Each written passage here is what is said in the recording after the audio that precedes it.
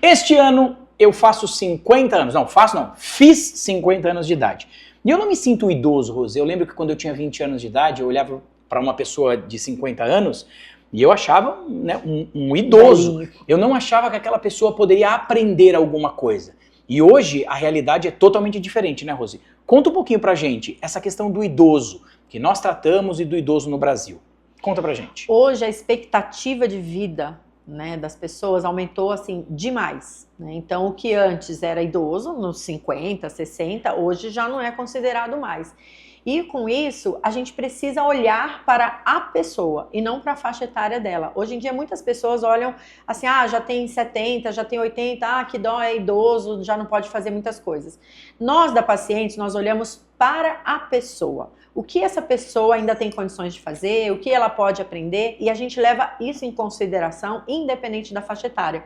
Entendendo que essa pessoa tem inteligência, tem um poder de aquisição de saber ainda em evidência, e é isso que a gente faz. Se ele pode aprender, por que não ensinar? Por que eu vou colocar um rótulo que é idoso, não pode mais? Então, um exemplo, eu tenho uma pessoa que a gente atende, que ficou encantado de poder utilizar o ChatGPT para o trabalho dele. E ele achou aquilo assim o máximo. E ele super aprendeu a usar essa ferramenta no trabalho dele. Então, algumas pessoas podiam olhar e falar assim, para que eu vou gastar o meu tempo ensinando isso para essa pessoa que já está indo embora desse mundo, né? Isso é muito delicado. Esse ponto de vista é muito importante. Porque eu lembro que quando eu tive problema com o meu pai, Rose, eu achava que aquele era um momento de despedida e não um momento de reaprendizagem. E este é o grande ponto de vista que nós defendemos na Pacientes. Não é um momento de despedida, é um momento de reaprender. Por isso eu, como empreendedor, contratei a Rose como psicopedagoga, né, que trabalha essa questão da aprendizagem neste momento. Rose, qual é a maior dificuldade que o familiar, que o cuidador, que o profissional da área da saúde ou até este paciente tem em relação à aprendizagem? Quais as dificuldades ele tem e o que ele precisa aprender? Existe uma coisa muito forte que é a questão da autonomia e liberdade. As pessoas têm dificuldade de fazer com que isso se mantenha na vida do idoso ou da pessoa com quem ele precisa lidar. Então, na pressa ou na falta de paciência de fazer com que essa pessoa aprenda a lidar com as dificuldades e os desafios desse momento, ela quer fazer por ele ou definir o que vai ter que ser feito. Então, assim, a partir de agora você não pode dirigir.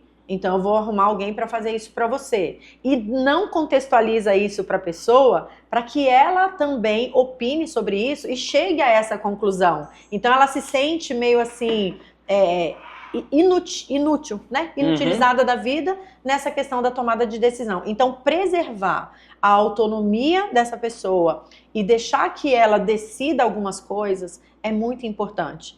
Mesmo que isso pareça difícil para quem está olhando do lado de fora. Na prática, né, que a gente conversa muito e a gente vê, nós percebemos que as pessoas evitam a conversa complexa. Sim. Né? A conversa para tratar deste assunto, né, da falta de autonomia, né, das pessoas que vão entrar na casa, né, desse profissional de saúde, da dinâmica familiar, tudo isso vai mudar. Rose, dá uma dica prática, né, para quem está nos assistindo. O que fazer neste momento? Eu tenho um idoso em casa, recebi um diagnóstico, o que eu preciso me preocupar? Escuta a pessoa, entenda o que ela está sentindo, entenda quais são as dificuldades e as dores dessa pessoa e conversa com ela.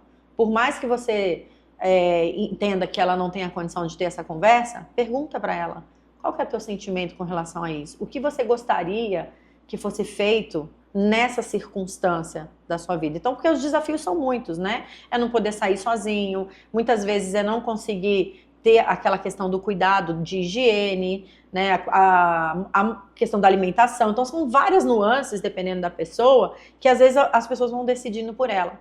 Então, assim, pergunta, o que você acha que a gente poderia fazer para melhorar a sua vida neste momento?